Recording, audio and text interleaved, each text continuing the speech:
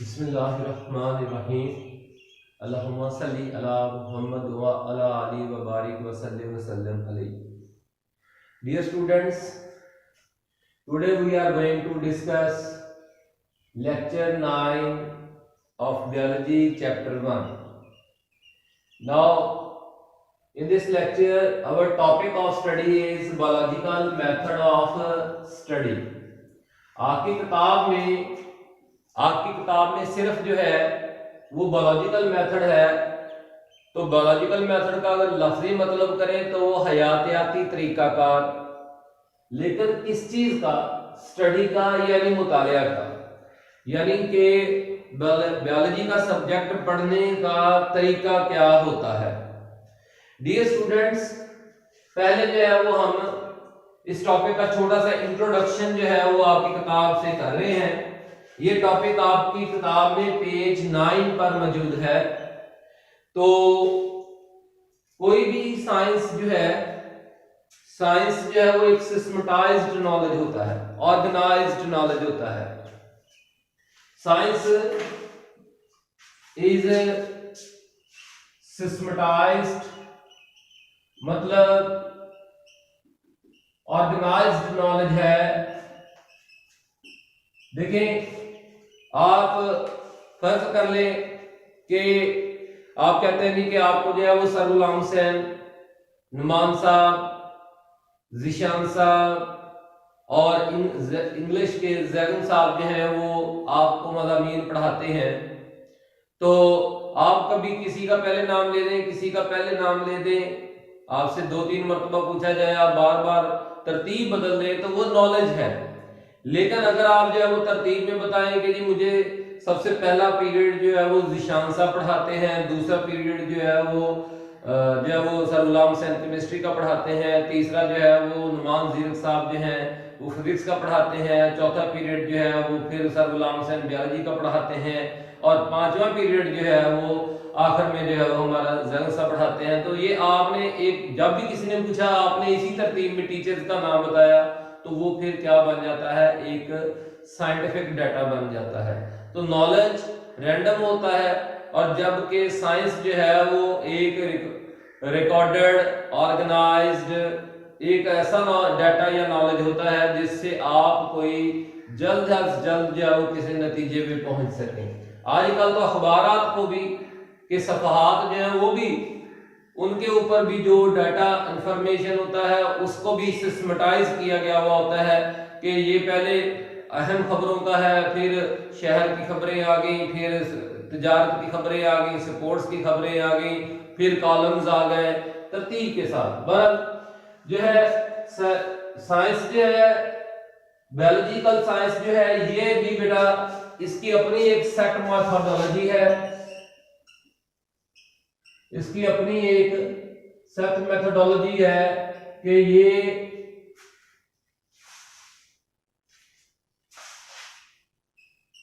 Set methodology है। और क्या कि यानी इसका एक मखसूस किया हुआ तरीकाकार है। हम ऑब्जर्वेशन से स्टार्ट करते हैं, फिर ऑब्जर्वेशंस की मदद से हाइपोथेसिस बनाते हैं, फिर उस हाइपोथेसिस को एक्सपेरिमेंट से गुजारते हैं, और अगर वो हाइपोथेसिस एक्सपेरिमेंट्स के जरिए से जो है वो ट्रू साबित हो जाता है, सही साबित हो जाता है, तो फिर हम एक थ्योरी बनाते हैं, और थ्योरी को फिर जो है वो एक्सपेरिमेंट से गुजारते हैं, यानी टेस्ट करते हैं। अगर वो सही हो जाती है तो वो लॉ बन जाती है। तो इस तरह से जो है वो हमें कुछ फैक्ट्स ऑफ नेचर जो है वो समझने को और उनको एक्सप्लेन करने का मौका मिलता है। ठीक है ना जी?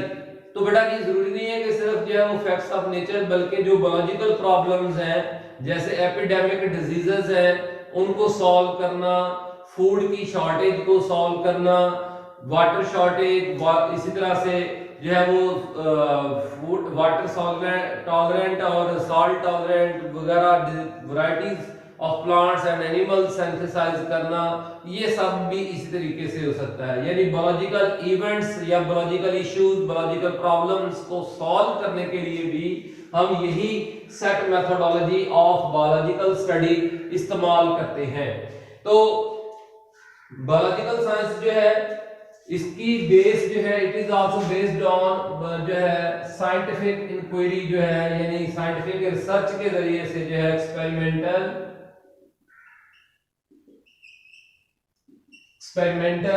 इंक्वायरी जो है उस पर ही है। यानी जिस तरह से बाकी साइंस के डिसिप्लिन्स यानी फील्ड ब्रांचेस में जो है वो कहते हैं जी कि आप एक एक्सपेरिमेंट करके चेक कर लें कि क्या जो बात आप सोच रहे हैं या कह रहे हैं ये सही है। तो इस तरह से बायोलॉजी में भी हम तहकीक करते हैं। क्या करते हैं? तहकीक करते हैं कि क्या जो है ये जो बात हम करने जा रहे हैं। तो बेटा बायोलॉजिकल मेथड जो है वो शुरू होता है ऑब्जर्वेशन से। Begin with observation. First of all, you should know what is observation. Observations जो है data, information about an event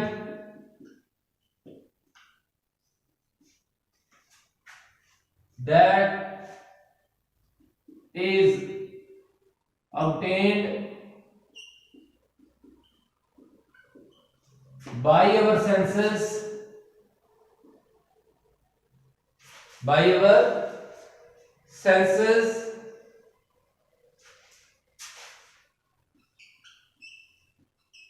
or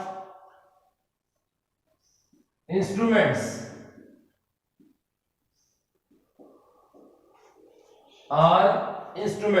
मसलन आपने माइक्रोस्कोप इस्तेमाल कर ली, थर्मोमीटर का इस्तेमाल कर लिया, एटसेट्रा, इस तरह से।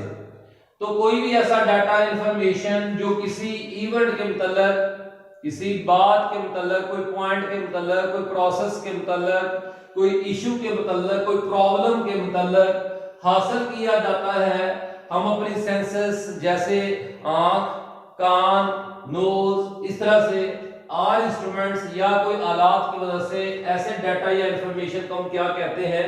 ऑब्जर्वेशंस कहते हैं। ये ऑब्जर्वेशंस बेटा जी दो किस्म की होती हैं।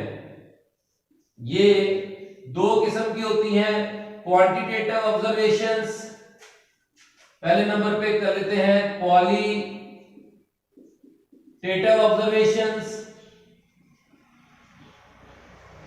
और दूसरे नंबर पे क्वांटिटेटिव ऑब्जर्वेशंस।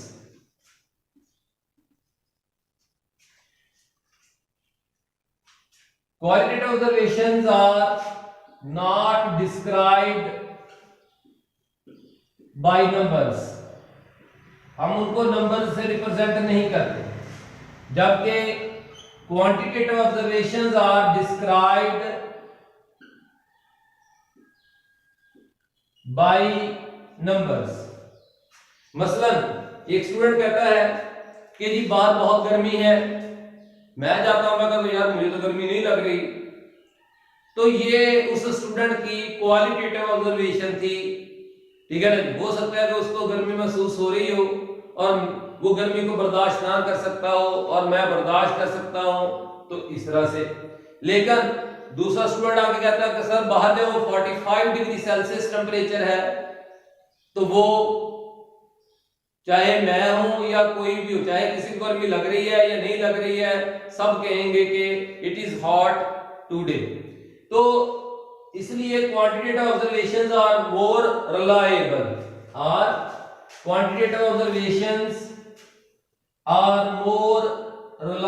हम इनके ऊपर ज्यादा ट्रस्ट कर सकते हैं, क्योंकि ये जो है उस इवेंट के मतलब जो भी डाटा है उसको ज्यादा बेहतर तरीके से उसकी इंटेंसिटी, उसकी शिद्दत या उसकी मैग्नीट्यूड को रिप्रेजेंट कर रही होती हैं।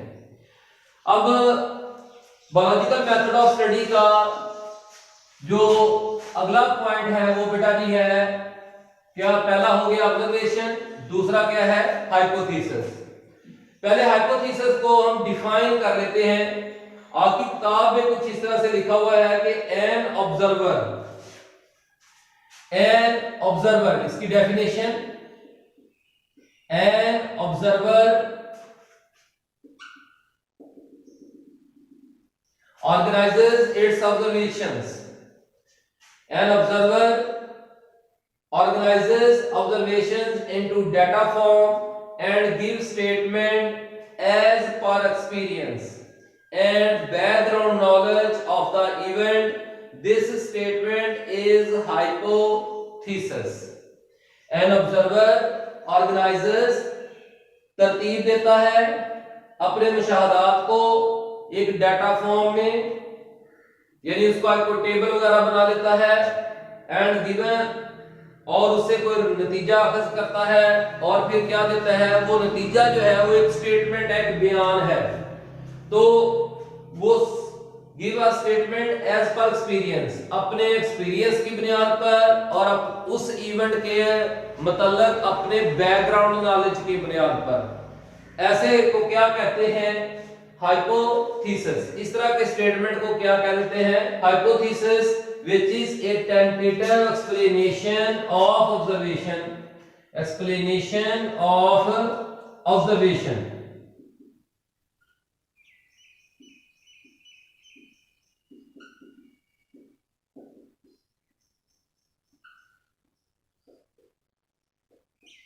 यहां तक बेटा ये आपकी क्या बन जाती है, डेफिनेशन। एन ऑब्जर्वर से लेके टेंटेटिव एक्सप्लेनेशन ऑफ ऑब्जर्वेशन तक जो है।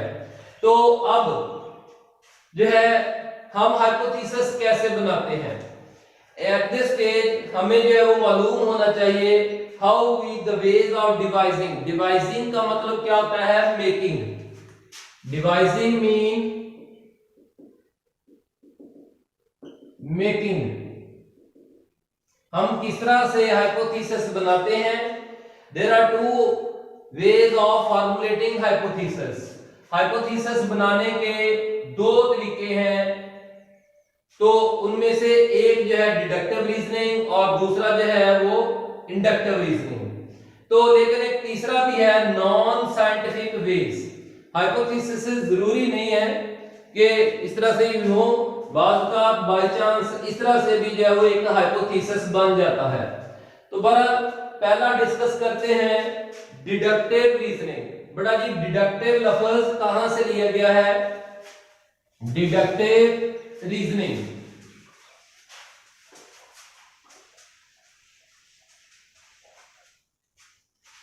डिडक्टिव रीजनिंग जो है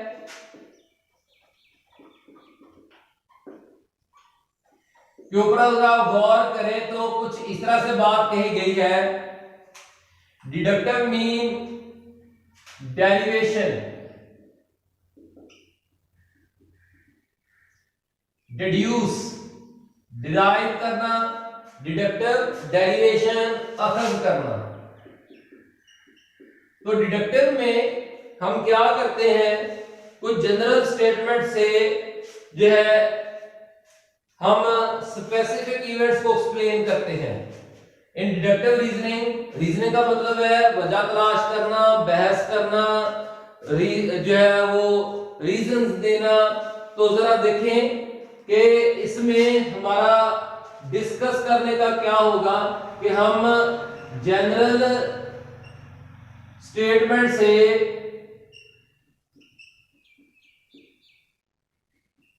इनको एक्सप्लेन करेंगे, स्पेसिफिक ऑब्जर्वेशंस को एक्सप्लेन करेंगे, और यहीं से ये इस एक्सप्लेनेशन के दौरान, इसी एक्सप्लेनेशन के दौरान हमें क्या मिल जाएगा, हाइपोथेसिस मिल जाएगा। क्या मिल जाएगा, हाइपोथेसिस। मिसाल के तौर पर डिडक्टिव में हम कहते हैं कि इफ का लफ्ज से हम कोई सेंटेंस स्टार्ट करते हैं और फिर उसको जो है वो हम बेटा इफ से स्टार्ट करते हैं, और फिर आगे पहला हमारा ये स्टेटमेंट इफ से स्टार्ट होगा, और फिर हम कहते हैं कि देन ये ऑब्जर्वेशन होगी। तो हमने कहा ये फला ऐसे है तो इस तरह से होगा, एक्सप्लेन हो गया। तो जो हमारा फिर देन होगा ना, वो क्या होगा, देन के बाद जो हिस्सा आता है वो हमारा क्या होगा, हाइपोथेसिस होगा। मसलन आपकी किताब में एक एग्जांपल दी गई है दो। For example if we accept all birds, have wings. ये हो गया जनरल स्टेटमेंट कि तमाम परिंदों के पर होते हैं। ये प्रेमिस नंबर 1 है। एंड स्पैरोज आर बर्ड्स, और फिर उससे स्पैरोज जो कि स्पेसिफिक है, तो फिर स्पैरोज भी परिंदे होते हैं। तो हमें ये चेक करना है कि हमारा हाइपोथेसिस क्या होगा कि sparrows have wings, then sparrows have wings. अब ये हमारा मफरूजा है, हम इस मफरूजे को चेक करते हैं। एक बंदा जो है वो जाके कहता है, अच्छा आप में से एक स्टूडेंट कह देता है, सर वो जो है ना हमारे घर में ना एक चिड़िया है, मैं जाके चेक करता हूँ कि उसके विंग्स हैं कि नहीं। ठीक है ना जी। हो सकता है कि आपने अपने घर में बिल्ली का नाम चिड़िया रखा हुआ, आपके अब्बू ने या आपके अम्मी ने प्यार से, तो मेरी चिड़िया है, मेरी चिड़िया है। ठीक है ना जी। तो वो आप जाके देखते हैं कि उसके तो पर नहीं आ गए, ये हाइपोथेसिस गलत हो गया। ठीक है ना जी। लेकिन जैसे ही आप अपने घर से बाहर आते हैं, एक बंदा जो है वो शिकार के फिर होगा जी, मैंने देखो ये शिकार करके ये चिड़िया मार दी है, चिड़िया मार दी, यार ये इसको भी चिड़िया कह रहा है, उसके चेक किए तो उसके विंग्स हैं।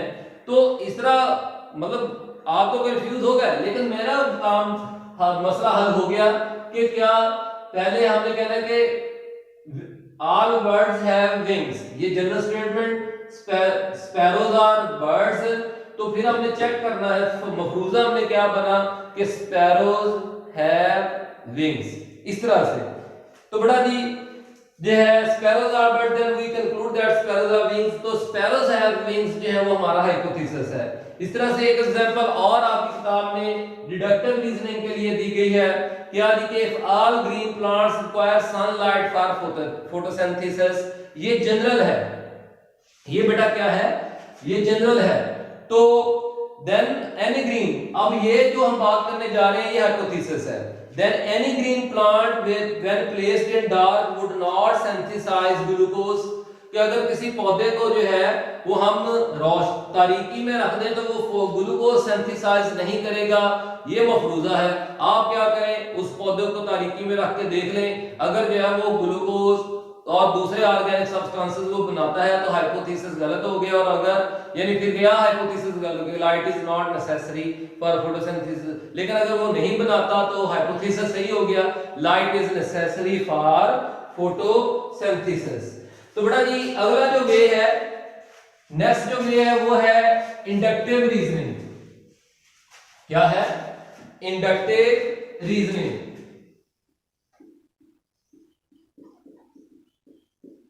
हाइपोथेसिस बनाने का दूसरा तरीका कार इंडक्टिव। इंडक्टिव का मतलब है कि आप इंड्यूस करें, मुतारफ कराना। इंडक्टिव मुतारफ कराना, इंडक्शन से, इंडक्शन का मतलब मुतारफ कराना। मेरी बात सुनिए, मैं आपको एक बात इस तरह से समझा देता हूं। एक होता है इंट्रोडक्शन, ठीक है ना जी, वो आपको मेरे मतलब कोई और भी बंदा बता सकता है। कोई कह सकता है कि सर गुलाम सैन जो है वो बायोलॉजी के टीचर हैं, फला फला जगह पे पढ़ाते हैं, ठीक है ना जी। और मैं आता हूं क्लास में, मैं आके कहता हूं चलो बच्चों बायोलॉजी पढ़ना शुरू करें, तो उस बंदे ने जो दिया वो इंट्रोडक्शन था। मैंने आपको बकायदा आकर बायोलॉजी पढ़ाना शुरू कर दी, ये इंडक्शन है। मैंने यानी ना सिर्फ इंट्रोडक्शन भी दे दिया बल्कि साथ आपको एक प्रोसेस पे भी चला दिया, तो ये इंडक्शन है। तो अगर हम जो है इसमें तरीकाकार क्या होता है, इसमें तरीकाकार होता है कि हम स्पेसिफिक ऑब्जर्वेशन से जनरल स्टेटमेंट, स्पेसिफिक ऑब्जर्वेशन से हम स्पेसिफिक ऑब्जर्वेशंस की मदद से कोई जनरल स्टेटमेंट जो है वो बनाते हैं। तो जो हमारा जनरल स्टेटमेंट होगा वही असल में कौन होगा, हाइपोथेसिस होगा। मिसाल के तौर पर एक एग्जांपल आपके सामने इस्तेमाल करता हूं, आपकी किताब में ही मौजूद है कि मिसाल के तौर पर जो है जो है हम कहते हैं कि वी नो दैट, हमारी ऑब्जर्वेशंस क्या है, sparrows have wings and are birds, sparrows have wings and are birds, we know the eagle, parrot, hawk, cows or birds, crows or birds. जो है sparrows have wings, eagles have wings, crows have wings, etc. तो ये सारे observations हैं। तो और all these are birds, और ये सारे के सारे एनिमल्स जो हैं वो क्या हैं? बर्ड्स हैं। Then we can say that all birds have wings.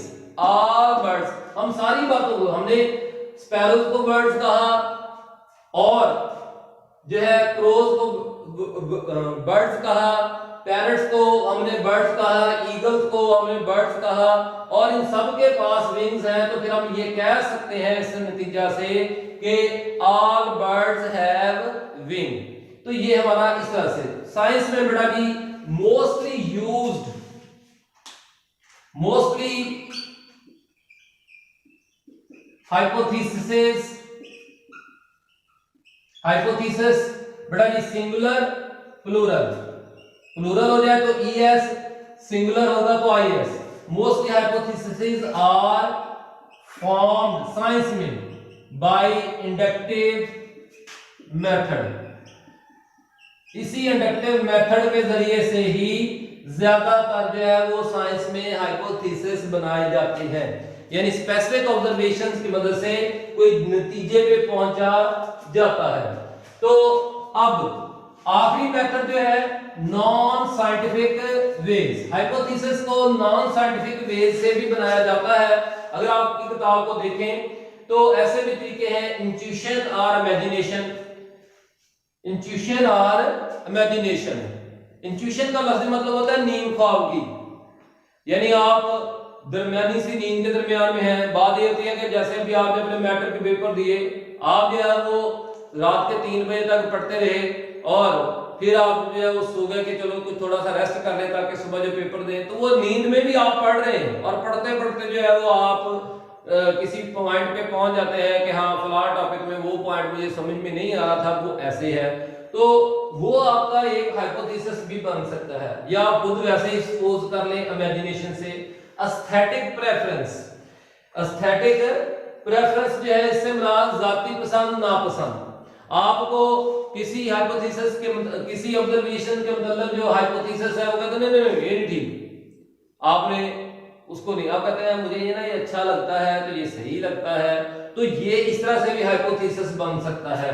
इसी तरह से रिलीजियस और फिलोसफिकल आइडियाज, तो मजहबी या फलसफे से भी हम कि जी फलां चीज के ऑब्जर्वेशन का कोई एक बायोलॉजिकल प्रॉब्लम है तो उसका हल क्या है, हम कहते हैं हम अपने मजहब से राब्ता करते हैं, वो हमें एक जो है वो एक तरीका कार बताता है, तो हम उस तरीके को भी एक हाइपोथेसिस के तौर पर इख्तियार कर सकते हैं।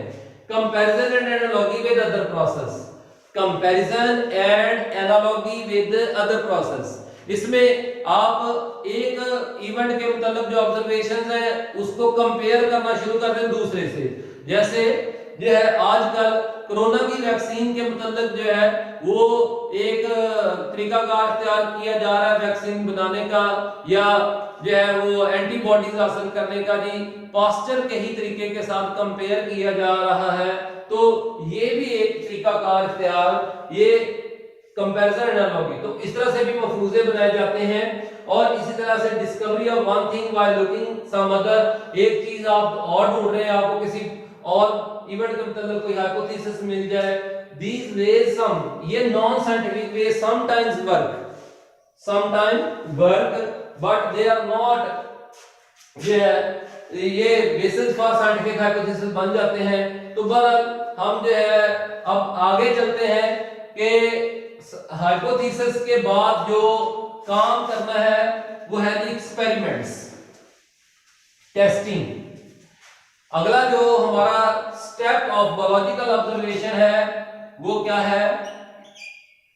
टेस्टिंग।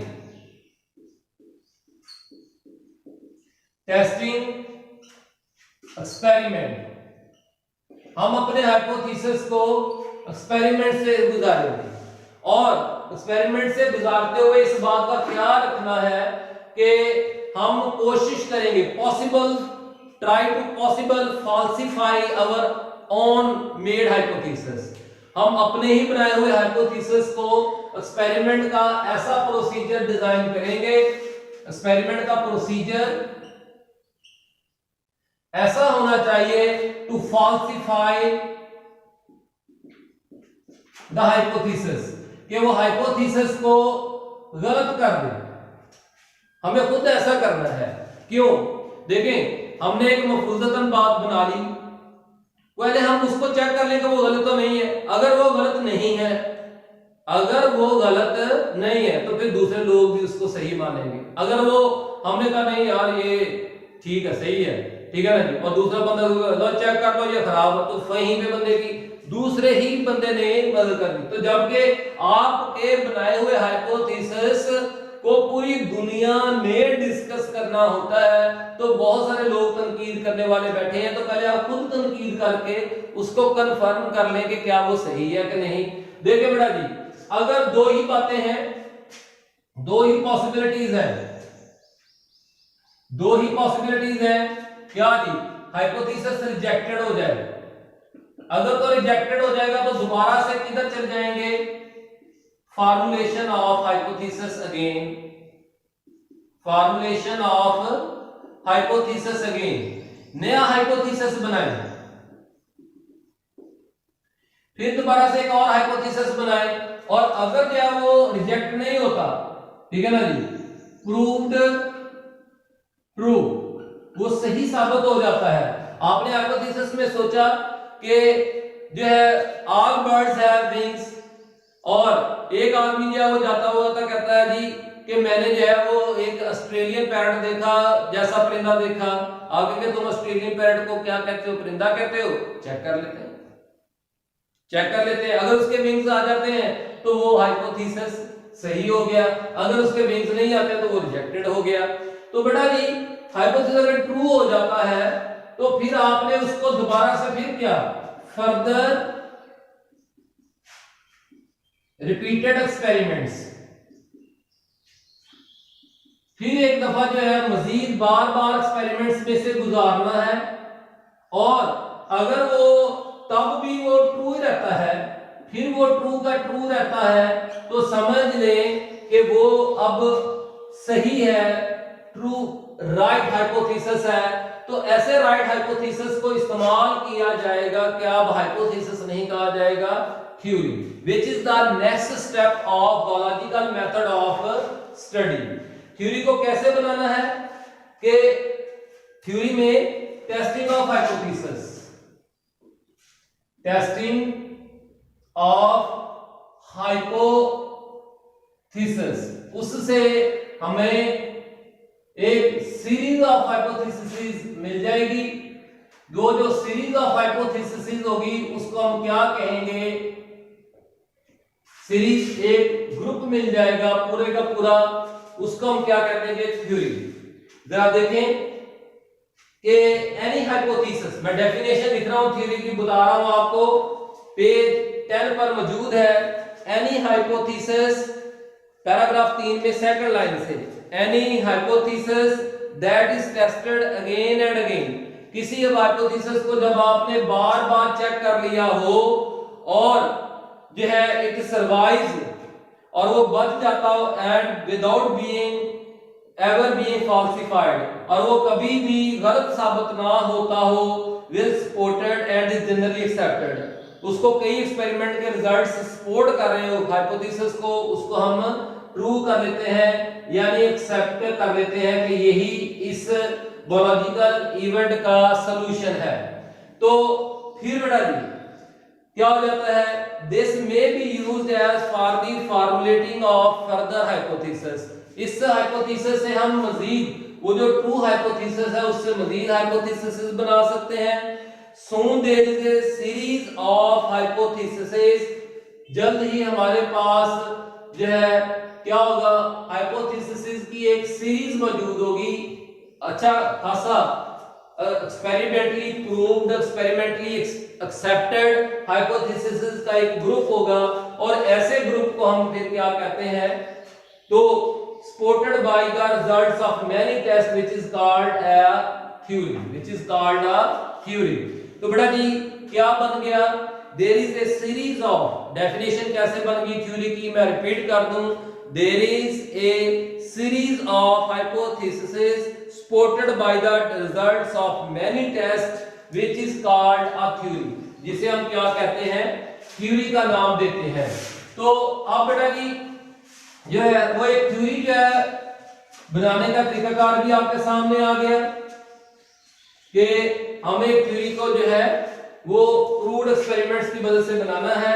तो एक प्रोडक्टिव थ्योरी क्या होती है? प्रोडक्टिव थ्योरी के पास जो है वो प्रिडिक्शन होनी चाहिए, वो किसी भी biological events, problems, issues, processes इनके ऊपर प्रिडिक्शन करती हो, एक्सप्लेनेटरी पावर होनी चाहिए, उसमें इतनी ताकत हो कि वो वजाहत कर सके और वो जो है मजीद हाइपोथेसिस जो है suggest new hypothesis, new suggestion देती हो, suggest new and more different hypothesis, different hypothesis जो है वो और भी मुहैया करती हो। तो बेटा जी अब आ जाते हैं steps of biological method of study के आखिरी में लॉ। सबसे पहले लॉ कैसे बनाया जाता है? However even in case of productive theory the testing goes on. How the law is made, law को साइंटिफिक लॉ भी कह देते हैं। कैसे लॉ बनाया जाता है? हमारे पास एक थ्योरी बन गई है जिसमें ऐसे पॉइंट्स मौजूद हैं, ऐसे स्टेटमेंट्स मौजूद हैं जो कि एक्सपेरिमेंटली एक्सेप्टेड हैं, लेकिन उसके बावजूद उस थ्योरी के उन पॉइंट्स को हम फिर दोबारा से टेस्टिंग यानी एक्सपेरिमेंट से गुजारते हैं और दोबारा से चैलेंज लेके कि मैं इनको रिजेक्ट करूंगा, लेकिन वो चैलेंज भी अगर जो है वो हार जाए, यानी वो उस चैलेंज से भी वो उस थ्योरी के जो स्टेटमेंट्स हैं वो ना रिजेक्ट हो सके, तो वो फिर थ्योरी के वो पॉइंट्स जो हैं वो क्या बन जाते हैं? Scientific law. मैं जरा पढ़ता हूं कि however even in case of productive theory the testing goes on. In fact many scientists take it as a challenge and exert even greater efforts to disprove the theory.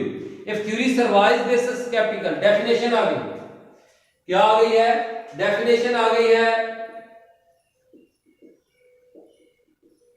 Scientific law की। Scientific law की definition, if a theory survives this sceptical तनकीदी approach, सोच से बच जाए and continues to be supported by experimental evidence, और उसको बहुत सारे एक्सपेरिमेंट के रिजल्ट्स यानी एविडेंस जो है वो सपोर्ट करते हो उस थ्योरी को, तो then this theory becomes a scientific law. तो वो थ्योरी ही क्या बन जानी है? साइंटिफिक लॉ बन जानी है। तो बेटा जी साइंटिफिक लॉ के कुछ फीचर्स होते हैं। साइंटिफिक लॉ जो है वो एक कांस्टेंट फैक्ट ऑफ नेचर है, constant fact of nature. It is virtually never rejected, virtually यानी virtually an irrefutable theory, ये एक ऐसी थ्योरी है जिसको हम बाय डिस्कशन कभी भी जो है वो रिजेक्ट नहीं कर सकते। इररिफ्यूटेबल थ्योरी, एक ऐसी थ्योरी जिसको हम रिजेक्ट नहीं कर सकते।